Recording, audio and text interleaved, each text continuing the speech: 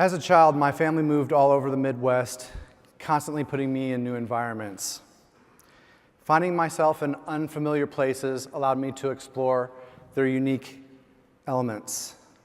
In high school, I developed a love for the arts, which led me to pursue advertising in college. The first day I realized that advertising was way different than art, I changed my major to graphic design. My first day of graphic design class, I knew this is where I was supposed to be, but my teachers weren't so sure. By my sophomore year, they advised me to leave the program and said I had no abilities for being a graphic designer whatsoever. And eventually I did drop out. My senior year, with one semester, I left the program to DJ full-time. I had no desire to go back, but the album covers and the publications drew me back in, showing me a different side of design.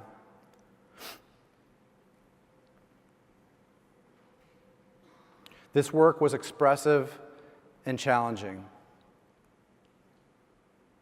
I started reading Emigre magazine and found a copy of Emil Reuter's Typography, which blew the doors open. It showed me a different world of graphic design that I had never learned about. So I moved to Minneapolis, determined to focus in on design, and I did just that. The first thing I did was surf the information superhighway and learned how to build a website. And with that knowledge, I built a site to develop my typefaces that I had been developing called Cina House. Around that time, I landed a job at a nonprofit where I learned tons about learning how to work on print, communicating to a wide range of audiences, and most of all, how to work quickly.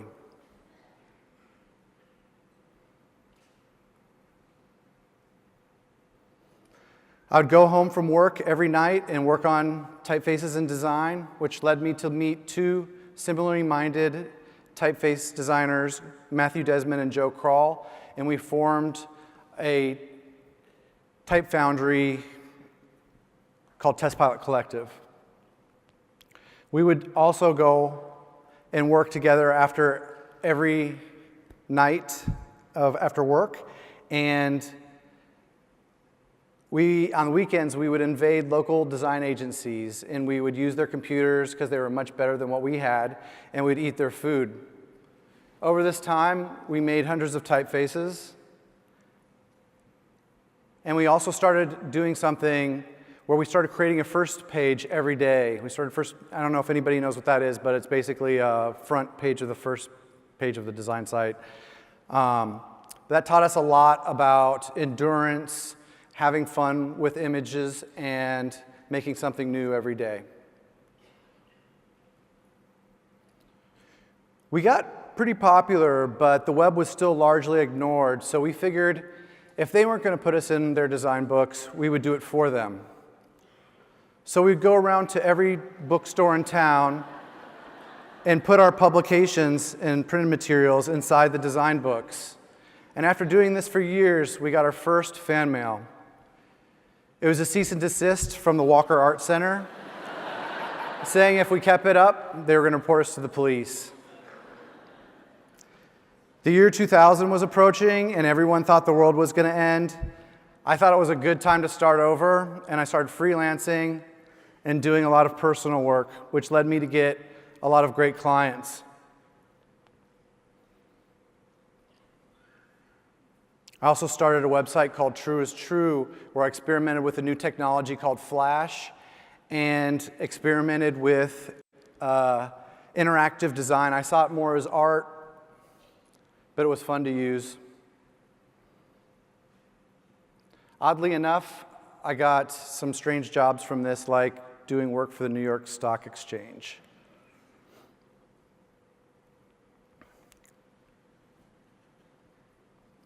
I was working late hours, and I would see another designer up as late as I am on Instant Messenger, and we started talking and said that we were going to start an agency together. Our first idea for how we were going to run the studio was it was going to be 50% personal work and 50% client work. And as we were building our first website, the dot-com crash started to happen. And I don't know if any of you remember that, but basically agencies were falling down left and right. It was amazing. There was websites that would just tally them. And everyone thought we were crazy for starting a new company at this time. But by taking risks, we got a lot of great clients and work as a result.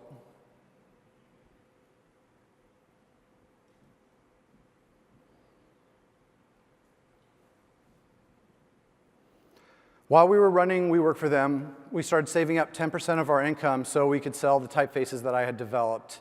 And we called this site You Work For Them. Alongside typefaces, we also started selling stock art by some of the best out there. My role changed from my clients became designers, and finding out what they wanted and needed was my role. I was also starting to import hundreds of titles from around the world, book titles. Previously, these books could not be found or obtained for less than a small fortune, and I was importing them into the United States for a reasonable price. And my main goal was to educate and inspire designers, a new wave of designers. It was a really good time. But I started getting insomnia at night, and I started sketching, and I wasn't happy with running an e-commerce site anymore. So I got an email from Ghostly International around this time, and they asked me if I wanted to design an album cover for them. I said yes, because I was a big fan, and they let me do basically whatever I want. They gave me free rein. And I realized that I really missed working with clients and doing personal work. So I blew up my world and sold my half of You Work For Them and started over. I had also just started a new family, and I had no idea what was to come. I started Cina Associates, fully vulnerable and just not knowing what I was going to do. But I had a great team of people behind me, and they helped me. Work started trickling in.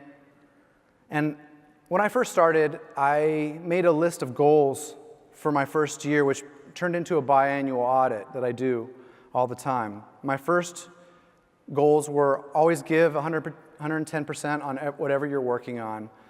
Team up with a few great clients, do pro bono work and help friends become successful. Don't do work for less than you're worth. Invest in myself through education and personal work, and invest in others through mentorships. The best part about running my company is that it had my voice and my vision, and I was able to do whatever I wanted. And I spent a lot of time developing my process and just learning rather than chasing down clients.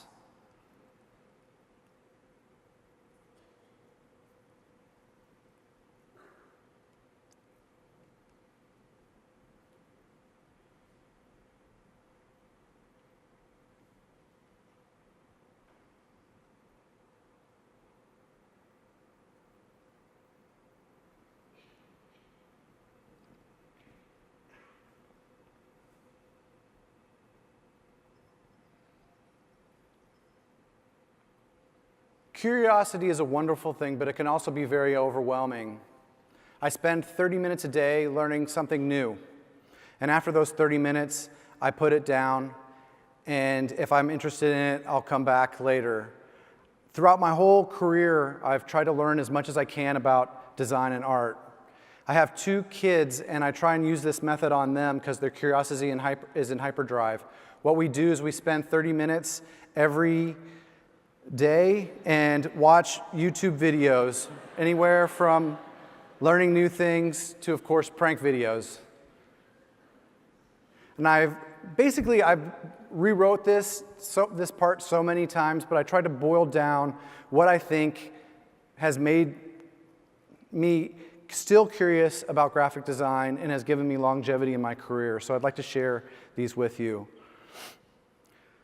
This first one is I'm going to call macro learning, and I see this as keeping an open and exploring mind to everything I learn and filing it away for later use. It's not about remembering every detail. It's more about being exposed to a lot of new things and learning for fun. There's no pressure here. The more things I learn about, the greater chances that I can find out what I love to do and what I'm really good at. It also provides fodder for linking ideas. All of this stuff is fuel for the fire. The next one I'm calling micro learning. It's basically just incorporating what you have learned to push these ideas further, normally through experimentation. Inspiration, for me, usually comes from the process of making work rather than looking at outside work. Now, this is the hardest one, and if this goes over any of your heads, I'd love to talk with you later about it. But basically, the first one is I give myself space to explore. You can use this time however is needed. Sometimes I have to use it for very practical means, but a lot of times I try and use it for creative work. Number two, being able to observe my process, how I work objectively. This helps me navigate around roadblocks.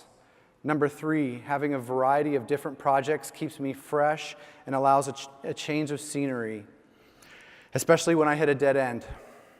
And number four is, this is a really important one, and it's a tough one to keep up, but just work on a fun and creative project every day, even if it's for 5 minutes. And I think that act is a really important act to continue doing. So basically, the simple and practical lessons, you're able to implement those immediately. That's just very easy stuff. But the more difficult concepts need time to percolate in my subconscious. Usually when I rush these ideas, it causes them to fail. So a slow approach usually helps these grow organically, because the most important thing is it's not a long game. It's not a race. I spent a lot of time looking and buying books. I used to own a bookstore, so go figure. But these books have really inspired me, and I'd like to share a couple with you. This, to me, is the holy grail of design books. I found this in college after I had dropped out, and I would just stare at the pages for hours on end. This showed me a completely different world than anything I've ever learned about. And I've read this book like probably 9 times. The crafts, automotive sections are usually more interesting to me than the graphic design sections. I really believe that inspiration is everywhere, and it's finding the beauty in the mundane.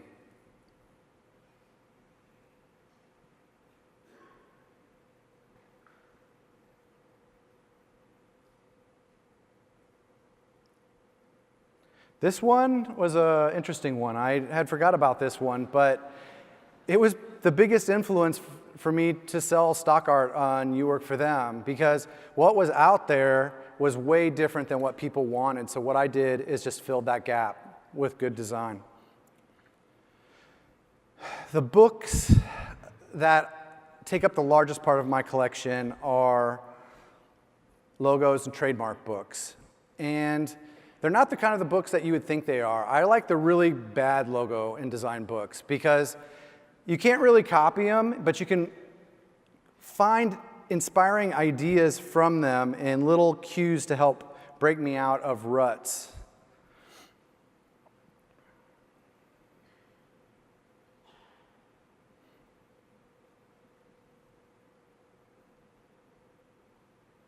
Sketchbooks play a huge part of my daily practice. A lot of people see sketchbooks as a different thing. How I've always taught was what you're trying to do is get as many ideas from out of your brain onto paper so you can obviously do something with them. And so my sketchbooks are pretty ugly. They're not fancy. You're not going to see anything that I spent hours on. One of the things I started doing about 20 years ago is taking old books and just tearing them up and repositioning pages and adding pages in there and painting over them. And another thing I started doing a while ago was taking these books that I didn't like anymore and using those as a I don't know, as a home for other images that I did like. So what I did was just basically cut pictures from other books and transport them into other books, making my own design annuals. This book was huge. It's basically the education part of the Basel School. This book was a huge part of me when I started up Cina Associates, just trying to start over and learn things on a fundamental level again.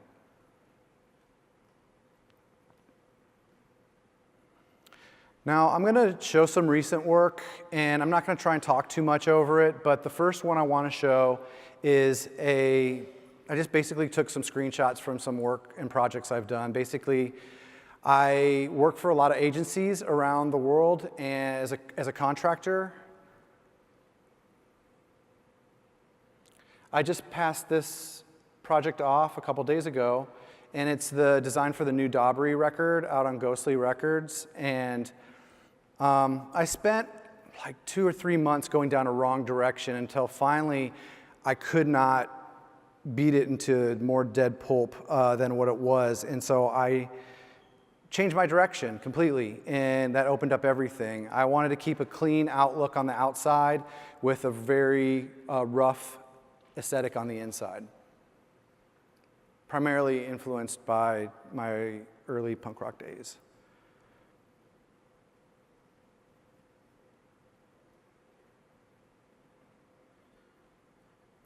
This is one of the projects I worked on with an agency called Troika. I did 3 custom typefaces for the Golf Channel. I really wanted to work with this band. They're a local band, and we met together, and I just thought I was going to be doing like a little something for them, and I found out that they had 4 albums coming out within 2 weeks, and one of my friends also asked if I wanted to do a gallery show. And so I created probably about 40 different pieces, and this is a small section of them.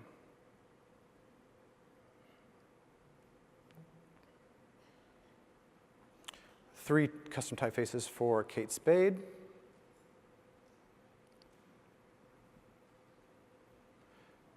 My heroes are people like, a lot of people like photographers and architects and musicians, and Tim Sasenti is one of my favorites.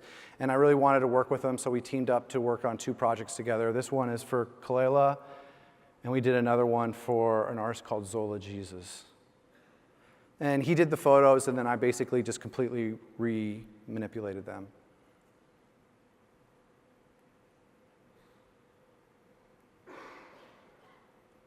This was the most ambitious project I've worked on recently. It was a 16-weight custom typeface that had to get done less than 2 months. And I did half of this over vacation, and it was a lot of work. It was almost 4,000 glyphs or more. Just passed this one off. It's a piece for a company called National Sawdust out of New York. And this is for avant-garde composer Andy Aiko. Branding for a VR company. I guess this has been winning a lot of awards at Sundance and different places. My friend Stefan and collaborator asked me to build out a typeface based on a logo they had done for a company.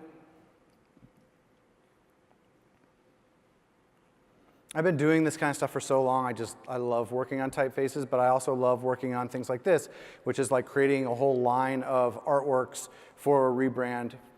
And I did this through Young and Larimore. I think we won some awards from Graphice recently on this. And then more typefaces. I'm going to talk a little bit about Ghostly International, and I'm just going to let these ride. I'm over my time limit, but I want to say a couple things about Ghostly. Ghostly hired me at a time that was really important in my life, and they gave me free reign, and they've been my longest standing client that I've had, and it's been really an honor to work for them. They've given me just complete freedom, and it's been almost like a family now. So I'm just going to let these go, and we'll start the Q&A soon, because I'd like to get to that. The image on the right is not a painting. I mean, not a photo. It's a painting.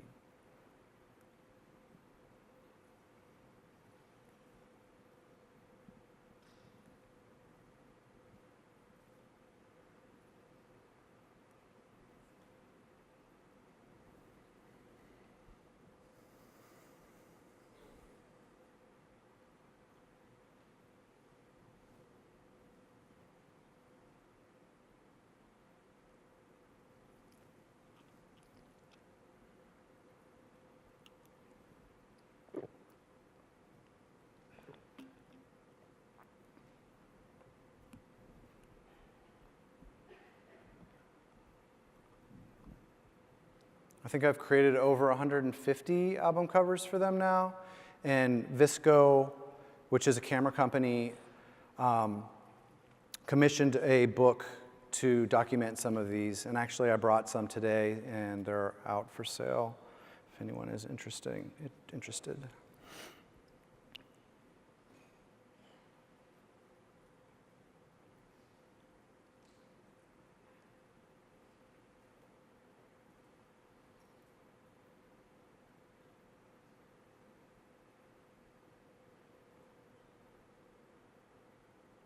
I didn't really talk about this much, but around the time I started sketching, I also started, after that, led to painting. And painting has been a big part of my career now. A lot of those images that you've seen were paintings I've done or photographs. And it's really opened up a whole door to my career. I think some people have a hard time understanding how they work together, but how I see it is almost like how the brain works, like neural networks, and the more different kinds of things that you do, the more connections that you can make. And so I think if you come away with anything from this, I would encourage you to, whatever you do, just keep on being inspired and looking around. And there's just so many opportunities and ideas out there. But I actually, I think one of the interesting things is watching videos with my kids. Watching some of the videos that we did on science, I've been working on this project for a long time for the Walker Art Center, and it really changed this project mid-process, and now I have a completely different direction that I want to go, and it's a new route in my career, so I'm very excited to start exploring that more.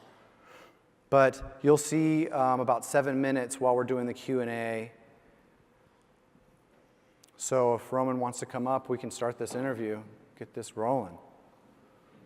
So you had mentioned working for Ghostly for a long time. Yes. And you cited them giving you free reign as one of the reasons why it's worked so well. Yeah. That can't always be a client relationship that you have. Yeah. So what are those other aspects of you as a designer cultivating a good client relationship that can last as long as yours did? Well, when Ghostly first started out, it was a lot of free reign, but as it's evolved, it has changed to be like any other client relationship. I think, so can you reframe that question one more time? Well, so free reign is not something that you can always get. Absolutely. And so that can't be the reason why it's always worked. Mm-hmm. And so what are some other aspects that you as a designer have helped keep this relationship as healthy and good as it is? I think for me, it's keeping a positive attitude about the relationship. When I work with somebody, I really like to understand their needs by asking a lot of questions and really just forming a bond. And it's hard to keep a client for a long time, and that's something I think a lot of designers struggle with. But for me, I think it's just, I try and meet the client where they're at and hold the hands if needed, and if not, give them a window into the process. I mean, I have some clients where we develop a great relationship and I'm texting them stuff at 9 o'clock at night, over, whatever. Do you like it when they text you at 9 o'clock at night? No, absolutely not. It's the worst. It's the worst. How do you keep, in all these phases of your career, you've always talked about the 50-50 sort of personal, professional, the 30 minutes a day of curiosity. How how do you keep, this is going to be a theme that's going to go through a lot of this conference, quite honestly, because I've heard other talks. And so how do you keep the discipline to have the space to do these things that aren't as, productive in terms of your deliverables?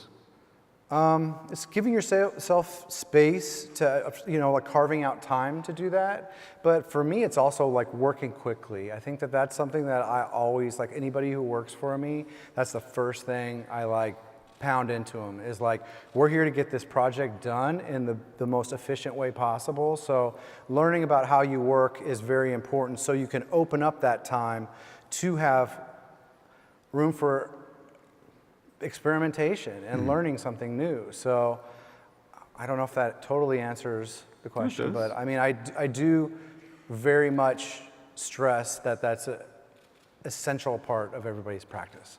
So also another sort of thread through your work is record covers. Yeah. And as both sort of pulling you back into graphic design and what you work on, one of the things you love the most. Yep. I've always discovered this, that sort of if you were in industrial design, your sort of entry into objects was cars, probably. And if you're a graphic designer of a certain age, your entry into graphic design was record albums. Absolutely. But this is an object that is not quite as prevalent as it was before. Like, so you've done 150 record covers for, or whole designs for Ghostly, right? You mentioned that.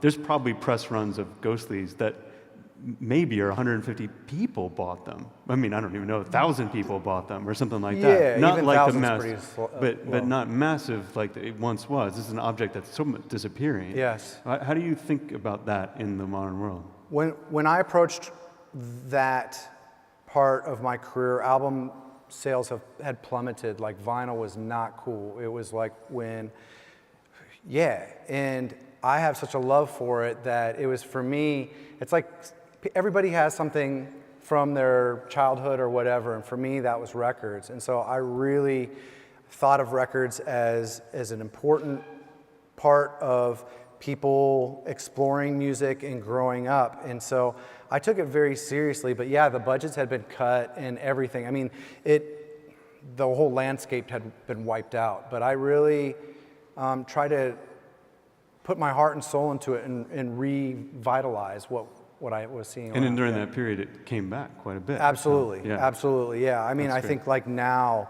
it's probably one of the best places to see awesome work. Thank you so much. Thanks for so much. Michael Cina, everybody. All right.